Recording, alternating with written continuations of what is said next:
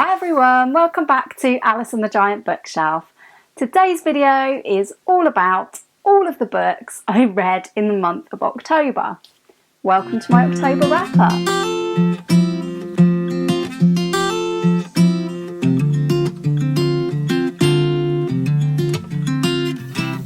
Hi everyone, welcome back to my channel, or welcome if you are new. My name's Alice and I have way too many books. And today's video is about the many books I got through in the month of October. And luckily, quite a few were from the Giant Bookshelf. So at the end of the video, I have some progress to report on the Giant TBR numbers. But as usual, I will discuss the books that I read first. And before that, we'll have the stats. So in the month of October, I was participating in Victober, but not all of my books are Victorian, in fact, far from it. So in the month of October, I read 17 books, and according to Storygraph, that equated to 6,144 pages. One of the books was a reread, 3 books were audiobooks. One was actually an ebook this month, but I only managed to read an ebook because it was an ebook of a graphic novel, which I borrowed from Libby.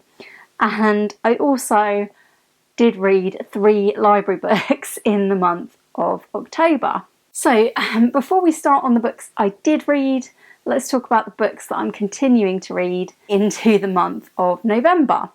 So I have an audiobook on the go that is for a project I started earlier in the year, about which everything will hopefully become clear this month. The one that I've probably put off the most, because of this giant size, is The Love Songs of W.E.B. Du Bois. And this was a very, very popular book last year. The audiobook weighs in at a hefty almost 30 hours of listening time.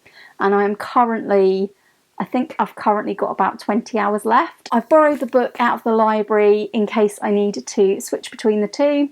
I haven't really done that much as yet, but I have checked a few details in the paper copy, and I may read some of Ailey's chapters in this book because I am not enjoying the narrator on her particular part of the audiobook, although I like the other narrators. So that's just me, and that's a book I'll be continuing into November, listening to it. Also from the same project, I am currently nearly halfway through My Monticello by Jocelyn Nicole Johnson. And again, I'm reading this for a project. I still have a book on the go that I don't want to forget about, and I did think of finishing it on the last day of October, but I just didn't feel in the mood for reading a play, and that's Hamlet by William Shakespeare. But I just wanted to let you know I haven't forgotten about it. It's not going to be left on currently reading forever. I'm definitely reading it. I just need a little bit more time with it. So that's Hamlet. And finally, I didn't manage to get very far with Dombey and Son. There were 2 factors in this. One was that by the time I got to this, I had already read 3 Victorian books, and I was feeling a little bit ready to read some non-Victorian books. 2, I didn't want to rush this.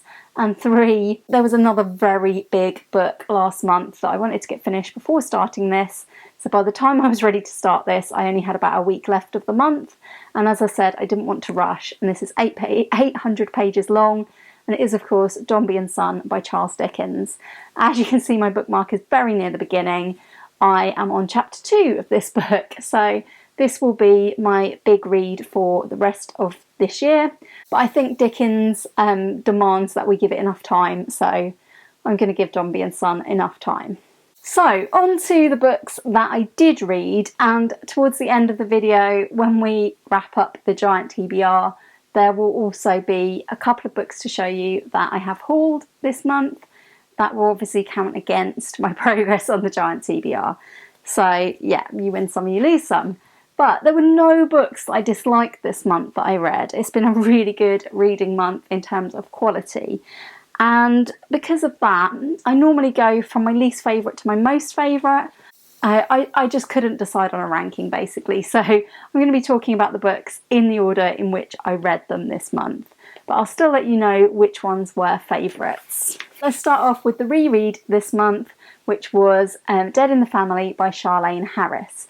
When I first read this series by Charlaine Harris, which is the Sookie Stackhouse series, or the Southern Vampire Mysteries, I think it might be called, I actually thought that the series ended at this book, book 10, and it turns out there's actually 13 books in the series. I'm reading these with the Out of the Coffin read-along, hosted by Ange at Ange's Book Chatter and Amy at BookTube with Amy, and they've been reading one book a month for the whole year. I needed to catch up a bit, so I decided to reread book 10 so that I could have the details fresh in my mind and understand book 11.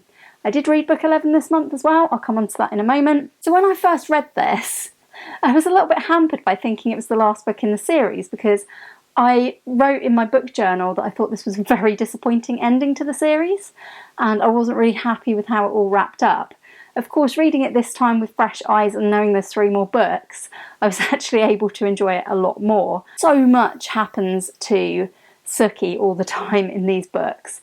I think she's a fantastic heroine who I really, really like. I think some of the male characters in her life are not very nice / really annoying. It varies from person to person, obviously. And because this is the 10th entry in the series, I can't talk too much about plot details.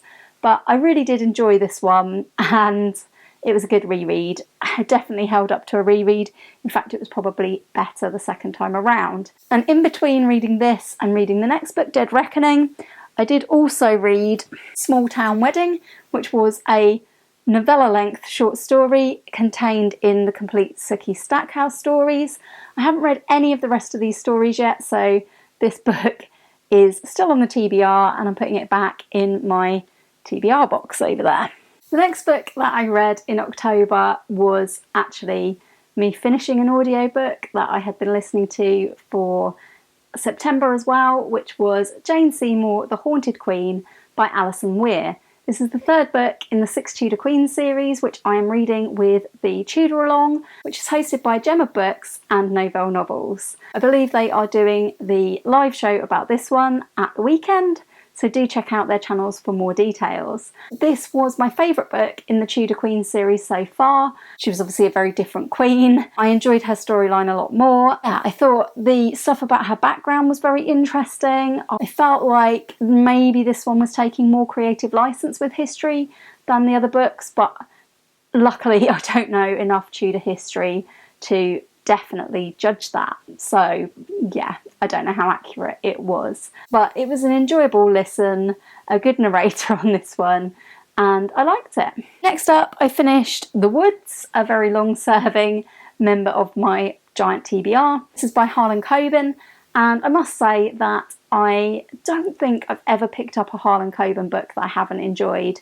His books are thrillers, they're really pacey, short chapters, with lots of sort of cliffhanger endings to chapters.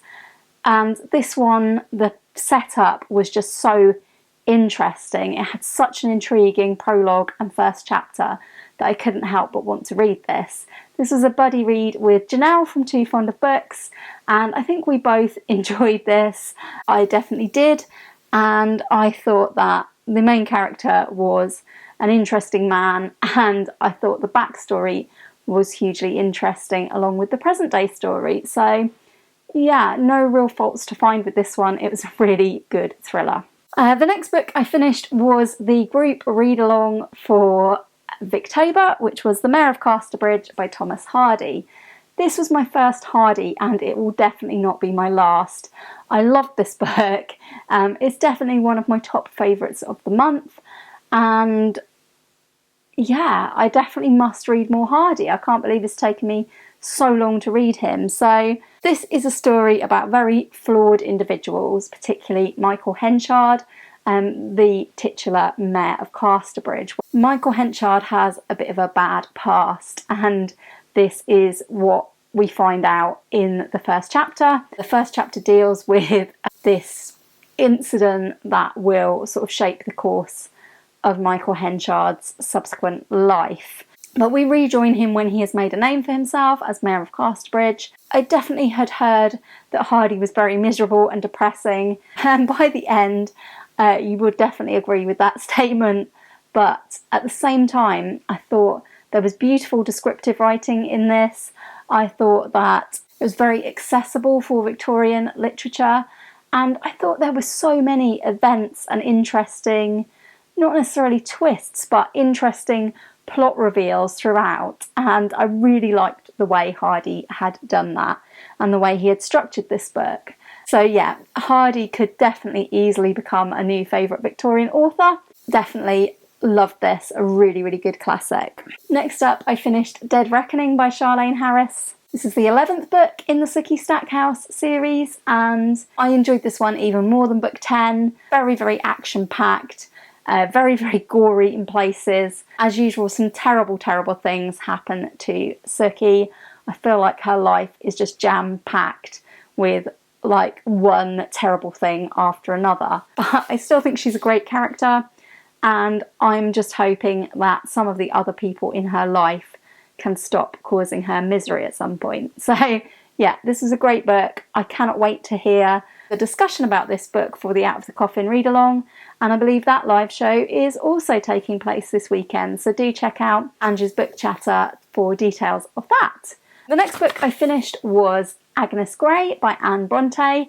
This was not a favourite of the month. It's a bit disappointing. I buddy read this with Nikki from Red Dot Reads. Last year we buddy read Anne Bronte's other book, The Tenant of Wildfell Hall, which is absolutely wonderful. So if you have read Agnes Grey and you have thought that Anne Bronte is not for you, please, please, please read The Tenant of Wildfell Hall, because it is a million times better than this book. They are absolutely worlds apart in terms of the writing, in terms of the themes.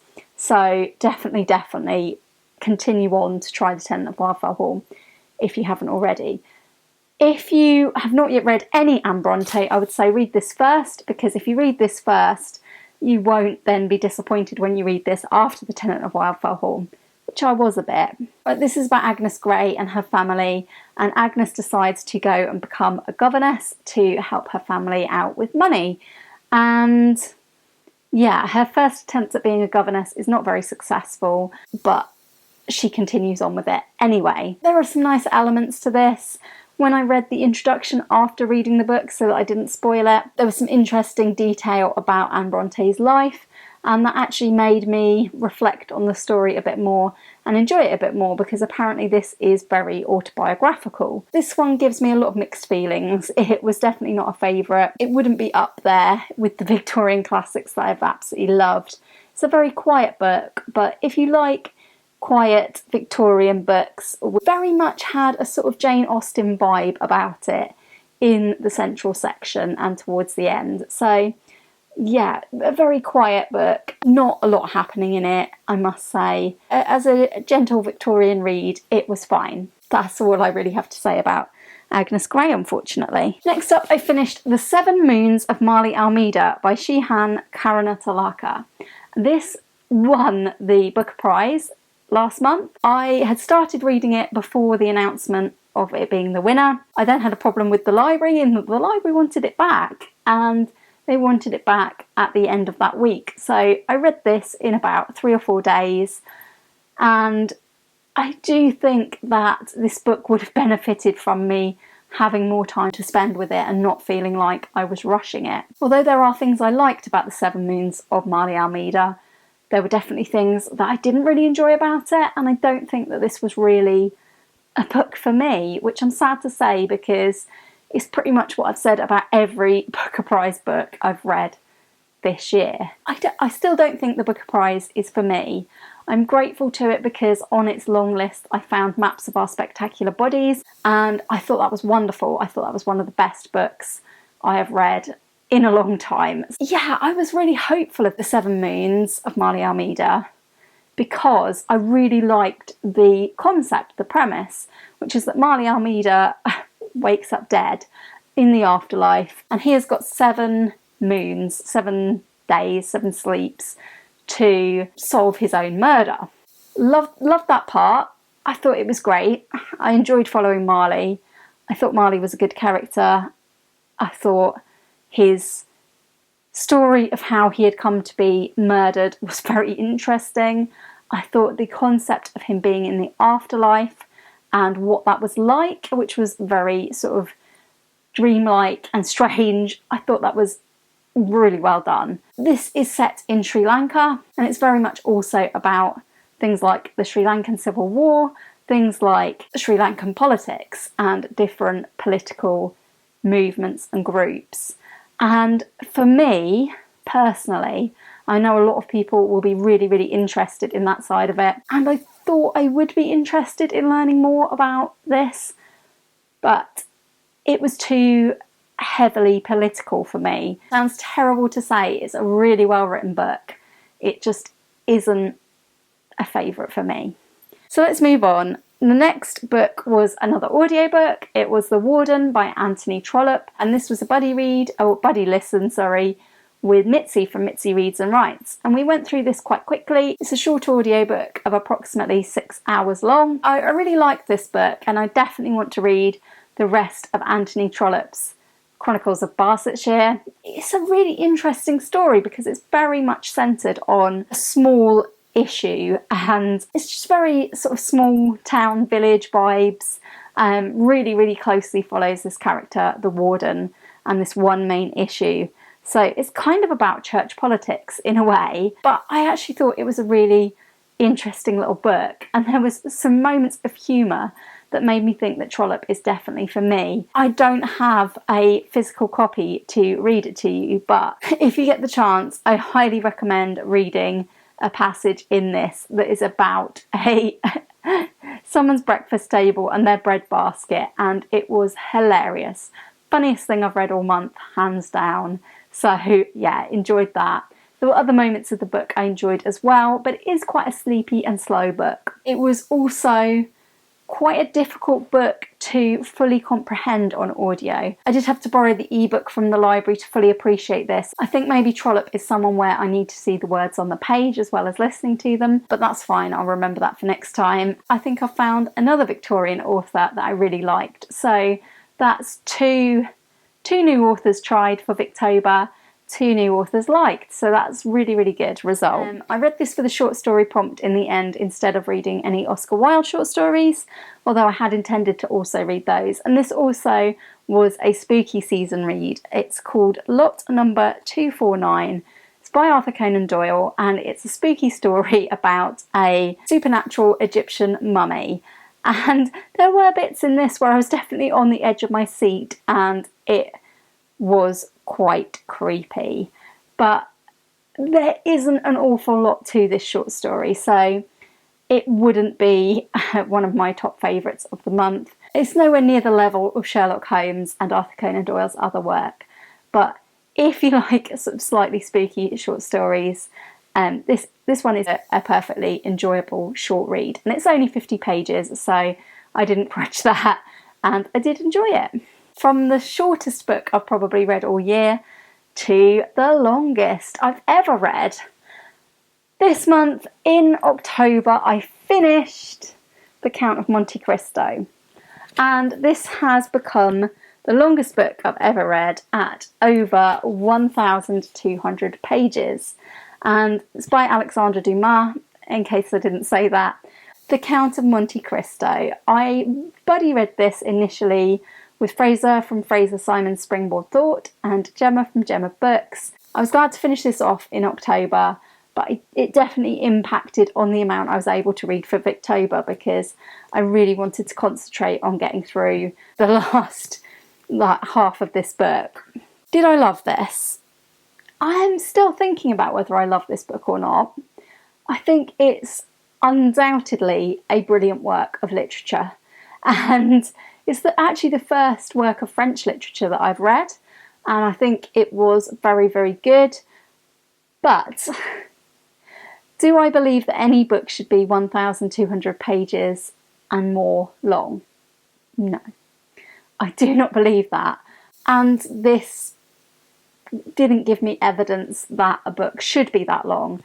Like, it's a great book. It's a bonkers book in places. It's absolutely insane in some of the parts I read in October. Just these mad storylines about, I mean, this has some of everything in it, but does it need to have some of everything? I'm not sure. There were definitely some sections in the middle that really slowed me down. There were definitely characters that I probably didn't need to know as much about as I ended up knowing. But overall, I did love this story. I think it's a story that changes a lot over the course of this many pages. Like the first quarter of the book about Edmond Dantes was absolutely incredible. I enjoyed that part of the book so much. As I said, the middle section for me was a bit too long, and the end section, there was just so much going on with it. There were parts where it was so exciting and where I couldn't wait to read the next chapter. But there were also bits where I thought, oh, we're back to this storyline again. And I do think that this could have been one of my favourites of the month if I'd have thought the ending was absolutely amazing. But although I'm really, really glad I read it, and although I was super happy to get to the end, did I love the ending? I'm not sure. I'm really not sure if I loved the ending. It was a lot of pages to read to get to that ending. I think I maybe wanted a bit more from my resolution, but I don't really know what else Dumas could have done because he'd already done so much in this book. So if you love classic revenge tales and you really, really enjoy a massive, massive book, I would highly recommend The Count of Monte Cristo. And if you are new to French classics and you are put off by the size of this, I would say for the vast majority of this book, don't be, because it's really entertaining. I enjoyed this far more than my other big book of this year, which was Don Quixote, and I do think I need a bit of a rest from big books. That is why Dombey and Son hasn't had much progress yet, because I think I'm a bit mammoth out. But this is a great mammoth, a really, really good book. It has a bit of everything, it has a bit of something for everybody, but did it need to be that long? I don't actually believe any book needs to be 1,200 pages and more long. If you can think of a book and tell me it in the comments that you do think is worth 1,200 pages, let me know in the comments and I'll let you know what I think or whether I might read that. So yeah, that was The Count of Monte Cristo, my second very big book of 2022. And thank you to Fraser and Gemma for reading this with me. Following that, I needed a bit of a brain break, and I read Manhattan is My Beat by Jeffrey Deaver. I've been wanting to get to Jeffrey Deaver for ages. This was my smallest of his books that I own, and this is about a character called Rune who works in a video store and ends up investigating when one of the video store's clients are found murdered. This was a enjoyable enough thriller. Rune was an interesting main character. I spent some of the time thinking that I wasn't sure that Jeffrey Deaver was really nailing having a female protagonist. And I spent some of it thinking, like, she's a really, really interesting character. I have been thinking about this book since, but I think the resolution of this meant that it was actually one of probably my least favourite books of the month, but it was exactly what I needed at the time when I was reading it. It was fine, and I quite enjoyed like the kind of retro feeling of there being a video shop and that sort of thing. So my next book that I finished was another audiobook. I think I might have started this back in July for the Killer Reads Thriller Month book club hosted by AJ Dunn, and that was One Flew Over the Cuckoo's Nest by Ken Kesey. Obviously I haven't been listening to it all the time since July, and I thought that this was a really good thriller. There were a lot of things I wasn't expecting from this book. The first one was that I wasn't expecting it to be actually narrated by Chief Bromden, who is a Native American character. Really, really wasn't expecting what happened in this. This is a book famously set on like a psychiatric ward. It centres around Chief Bromden, the narrator, and the other characters who are on this ward, including a new person who's just come to the ward from prison, McMurphy. And McMurphy is probably the really famous character in this story, famously played by Jack Nicholson, of course. And the other really famous character in this book is Nurse Ratched, who there have been, I believe, TV series about since. I definitely need to revisit the film. I probably need to watch the series about Nurse Ratched as well. Very interesting characters in this. There were some really interesting choices in the narration, and I enjoyed seeing the world through the eyes of Chief Bromden, who has clearly had some sort of psychiatric break. Yeah, it was interesting to follow his development and to see things through his eyes. Very, very interesting. And I was absolutely shocked by the way this ended. So shocked. If you like thrillers, this is an interesting thriller to pick up. It's certainly not a politically correct book, but I did enjoy it. I thought it was a really interesting listen. And this one was narrated by John C. Reilly, and I thought he did a really good job. Next, and this was a bit of a change of pace, not books that I was expecting to read this month, but definitely favourites of the month, and those were Heartstopper Volume 1 and Heartstopper Volume 2. There is a newish Netflix TV series about Heartstopper, and at the moment it's a series of 4 graphic novels. These are YA. These follow 2 teenage boys, Nick and Charlie. They are a love story, and they are in sort of comic format. Here's an example of a set of pages. So for me, these were really, really quick reads, and I very much came to this because everybody has been talking about Heartstopper. A lot of my booktube friends have read these lately and talked about them and said they were wonderful. And I must admit, I just thought that these books were not really for me. I thought I was probably too old for them. They are lovely. They are really, really lovely books. I'm absolutely addicted to them. There's something addictive about these. I read Volume 1 and Volume 2 from the library, and I read these in an afternoon. They're just really lovely. It's just a beautiful story about these 2 boys. I really, really like Nick and Charlie. I think they're fantastic. I really like their wider group of friends, and I love the fact that it's a really, really heartwarming story. Love it. I've actually bought volumes 3 and 4. These were strong favourites of the month, especially Volume 2, which I thought was even better than Volume 1. Give them a go. They are really, really fun and really, really nice books. So, believe it or not, I've still got 3 books to wrap up, and I finished all of those on the final day of the month of October. The first one is Rilla of Ingleside. I was supposed to read this in August for the Analong hosted by Emily at Novell Novels, and I thought, oh, that will be a quick book to read off my TBR, and it absolutely broke me. I spent most of the morning of the 31st crying because this was devastating. This is the final book, book 8 in the Anne of Green Gables, Anne Shirley series. And it follows Rilla, who is Anne's youngest daughter. And it's so different from the rest of the Anne of Green Gables series. I'm really pleased that I persevered with the Anne of Green Gables series and read some of the less good entries, because those not as good entries really introduce you to these characters that we are really following in this one. I think without that, this wouldn't have been as emotionally impactful.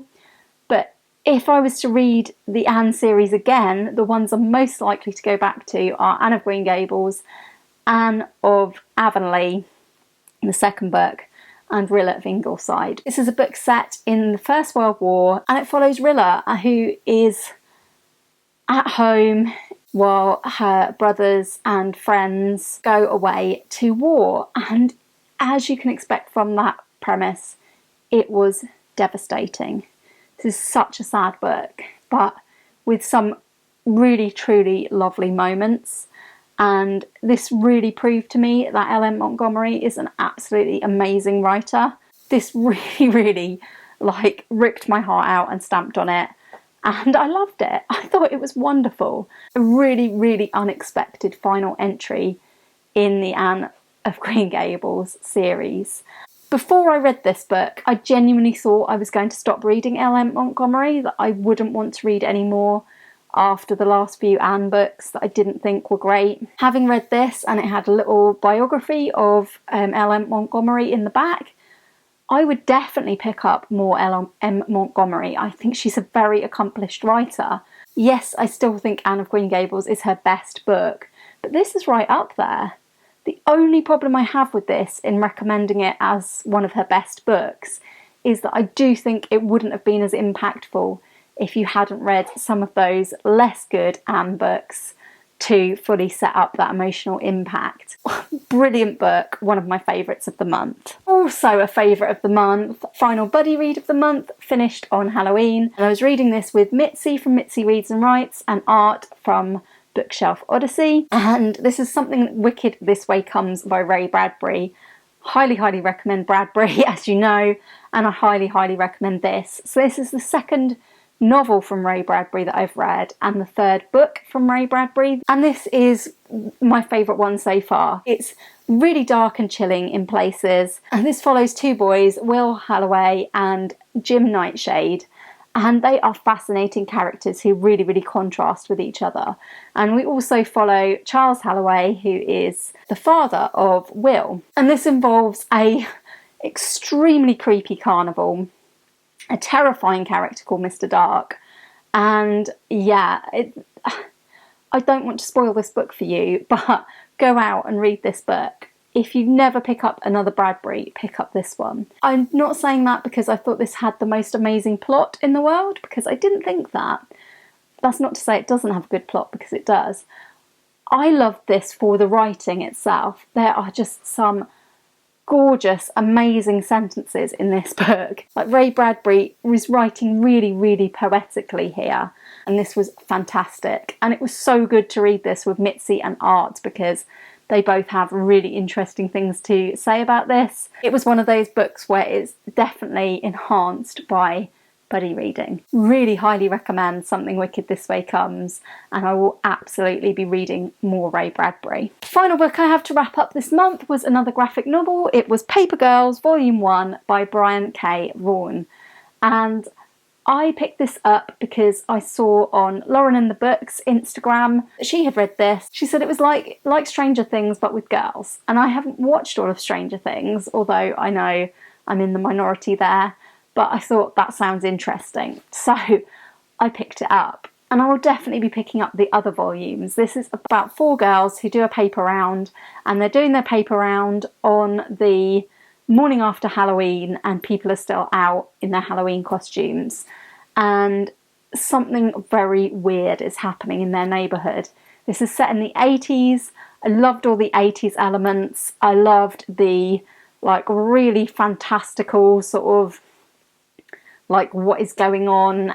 Is it alien? Is it supernatural? What is happening element to it. And I would recommend picking this up if you like graphic novels. If you like reading about the 80s and you like Stranger Things, you will probably like this because it's weird and it's good. This was the one ebook I read this month. I found out that I could get this on ebook free from Libby, so I read it there, and I think I will be able to do the same with the other volumes. And I don't seem to mind reading graphic novels on Libby, so that's good. That is all of the books, all 17, that I read in the month of October. But I'm sure you are interested to know what has happened to the Giant TBR. So I had 183 books on the Giant TBR last time we wrapped up. I hauled during my trip to Oxford and the Cotswolds, The Reading Life and The Lottery by Shirley Jackson. Since then I have also hauled, which I haven't shown on the channel, part 2 of season 8 omnibus of Buffy the Vampire Slayer. I was delighted to find this cheaper on eBay, at a sensible price for a change, and so I won this on eBay. It's not in as good condition as I was hoping. I do need to do a bit of repair work, so if anybody can recommend how you can reattach a spine that has done this, I would be very, very grateful for any advice. But it should be fine to read, and now I will finally be able to read my other season 8 omnibus book, knowing that I will be able to find out what happens in the end. My mum kindly bought me some books, and I didn't end up showing all of them in the video that I talked about that in. I showed you Poirot, the Greatest Detective in the World by Mark Aldridge. I've already started this one. And I didn't show Cranford and Cousin Phyllis by Elizabeth Gaskell, which my mum found for me in a charity shop. Thanks, Mum, for that one. That is a total of 5 books hauled, but luckily I have already read The Reading Life. I finished this on the 1st of November. So, adding 4 books to the giant TBR, which takes us from 183 to 187. And then I read a grand total of 9 books from the giant TBR, which I'm very excited about. So, the giant TBR goes down to 178 books. Yay! I've made it down below 180. Don't know how long that will last. But I'm really, really hoping not to haul many books in November. I'm not saying any because I know what I'm like.